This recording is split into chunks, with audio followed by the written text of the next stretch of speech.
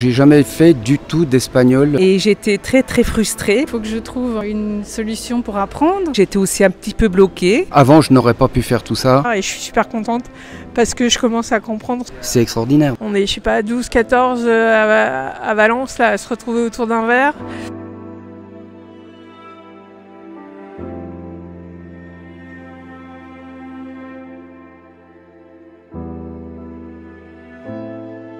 Bonjour, voilà, moi c'est Ludie. Bonjour, je suis Martine. Je suis belge. Je m'appelle Jean-Yves. J'habite à Valencia en Espagne. Me llamo Dominique. Je m'appelle Virginie. Vivo en Francia, en Saint-Nazaire. Me llamo Martina. Et je vis à Lyon actuellement. J'habite à Valence la plupart du temps. Ahora estoy en Valencia. J'habite à Bordeaux. Je suis d'origine espagnole. Ma grand-mère est née en Espagne. Je suis une addict des Caminos de Santiago, donc des chemins de Saint-Jacques-de-Compostelle. Nous avons déménagé en Espagne il y a 2 ans. J'ai décidé de venir en Espagne pour ma retraite. Ma femme est espagnole et on souhaite venir vivre à Cullera. Je ne conçois pas l'idée de m'installer quelque part sans apprendre la langue du pays.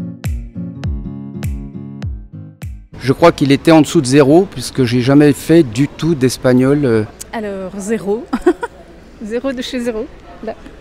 Donc j'ai commencé l'espagnol avec Karim.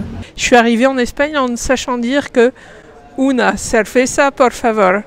Et j'ai trouvé que c'était un peu limite. No sabía hablar espagnol et j'étais très frustrée. Alors les difficultés, il y en a eu quelques-unes. Il y a les verbes, notamment la conjugaison, les verbes irréguliers. Les difficultés principales, c'est arriver à comprendre ce qu'on nous raconte.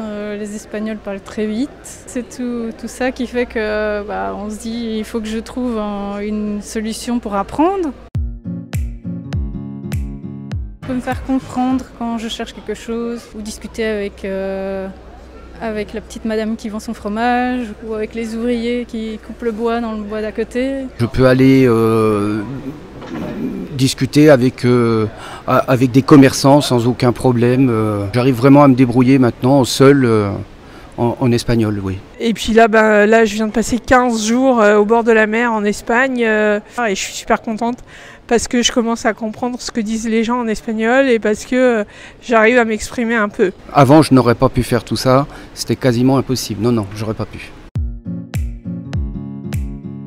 Les conseils que je peux donner, c'est il faut à tout prix prendre des cours, il faut avoir un professeur, il faut avoir un tuteur. Il faut se lancer. Se lancer, pas avoir peur de parler. Il faut se lancer, il ne faut pas avoir peur. Parce qu'au début, moi, j'étais aussi un petit peu bloquée, surtout pour parler. Et j'étais très frustrée par rapport à tout ça. Donc il faut y aller, il faut se lancer. Pas se décourager dès le début de former des phrases et de parler. C'est quand on essaie de parler qu'on cherche ses mots, son vocabulaire. De prendre son temps. Enfin moi c'est ma méthode. Après moi j'écris beaucoup. Je me fais des fiches récapitulatives. Regarder des petits films. Si vous avez Netflix, vous pouvez regarder des séries en espagnol. Voilà, puis éclatez-vous, faites-vous plaisir. Entre maintenant et avant, ce qui m'a permis d'évoluer, c'est les cours que je fais avec Espagnol pas à pas. Oui, et suivre une formation comme Espagnol pas à pas, moi je trouve que c'est assez top. C'était bien structuré, puis les cours sont à vie, donc j'arrive à revenir en arrière. Et c'est vraiment ce qui me permet de pouvoir travailler, parce qu'en fait, on va travailler dessus, mais on va oublier au bout d'un moment, donc ça me permet de revenir sur les cours déjà passés. Et si on n'a pas des cours structurés, je pense qu'on n'arrivera pas, à mon avis, à évoluer en espagnol. Puis on a suivi un autre cours d'espagnol dans une école qui donnait des cours d'anglais et des cours d'espagnol pour étrangers. Mais là par contre, il fallait que je fasse aller mon cerveau d'anglais en français et puis en espagnol. Parce que l'avantage du français, c'est que la construction des phrases est assez proche de l'espagnol. Donc je me retrouvais avec des personnes qui parlaient anglais pour essayer de parler espagnol. Et donc ça me convenait pas du tout. Le fait de pouvoir faire les cours vidéo quand on veut. La facilité de s'organiser. On n'est pas obligé de les faire à telle heure, on peut les faire le matin, l'après-midi. Je voulais quelque chose de facile à caser dans mon emploi du temps. Voilà, Espagnol pas à pas, le titre est vraiment réaliste puisque c'est progressif. Je trouve que Karim est super bienveillant. Quand je lui ai dit il y a 1 an et demi que je ne pouvais pas tout concilier et tout ça, il m'a dit mais c'est pas grave, il m'a dit moi je pars pas, je serai toujours là. Et les gens faisaient attention les uns aux autres, qu'il y avait une bonne ambiance. Donc ça m'a beaucoup intéressée parce que les trucs où tu payes et où on n'en a rien à faire de toi, ça m'intéresse pas. Là, c'est pas le cas. La preuve, on est tous ensemble. Enfin, tous ensemble. On est, je sais pas, 12, 14 à Valence, là, à se retrouver autour d'un verre. Il y a beaucoup d'empathie et j'adore vraiment parce qu'on prend le temps, on nous explique et il n'y a pas de jugement si on n'y arrive pas. Moi, je trouve vraiment qu'il y a beaucoup d'empathie. C'est extraordinaire. C'est pas, on achète une formation et on est laissé comme ça, laissé pour compte et tout ça. Non, je trouve qu'on est quand même accompagné. Voilà, on est accompagné et là même aujourd'hui, c'était très très sympa de se retrouver. Donc ouais, je trouve qu'il y a quand même une vraie communauté quoi. J'ai trouvé que la méthode était vraiment super, c'est accessible à tous, c'est très bien expliqué. On peut communiquer, poser des questions, c'était chouette. Ça m'a beaucoup aidé. Voir la combinaison de ces modules que je peux faire quand j'ai envie de chez moi et puis les rendez-vous de conversation 1 fois par semaine. Les Zooms, ça aussi ça me permet d'échanger.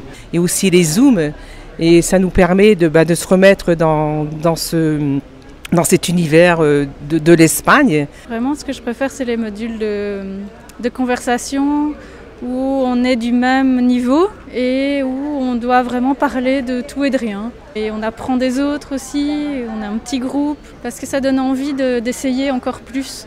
Et je suis aussi ravie parce que j'ai trouvé donc une correspondante linguistique qui vit à Bogota et j'ai parlé avec elle la semaine dernière.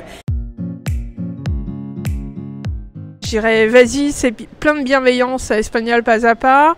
Il faut y aller. Donc moi je conseille de faire les cours avec Karim, Espagnol pas à pas. La personne qui va me dire ouais, j'ai pas de temps, je sais pas comment m'organiser. Et ben, je lui dirais mais vas-y, inscris-toi. Si tu arrives à suivre le rythme qui est 2 leçons par semaine, c'est très bien, mais si tu n'y arrives pas, c'est pas grave, les leçons elles vont s'accumuler et puis tu les feras au fur et à mesure en fonction de tes disponibilités.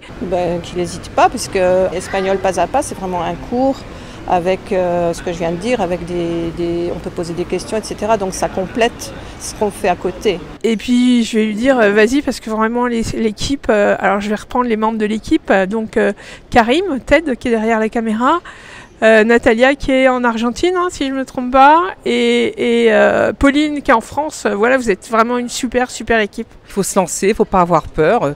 Merci pour tout ce que vous faites pour vos élèves et c'est top. Merci. Il ne faut pas hésiter, il faut foncer.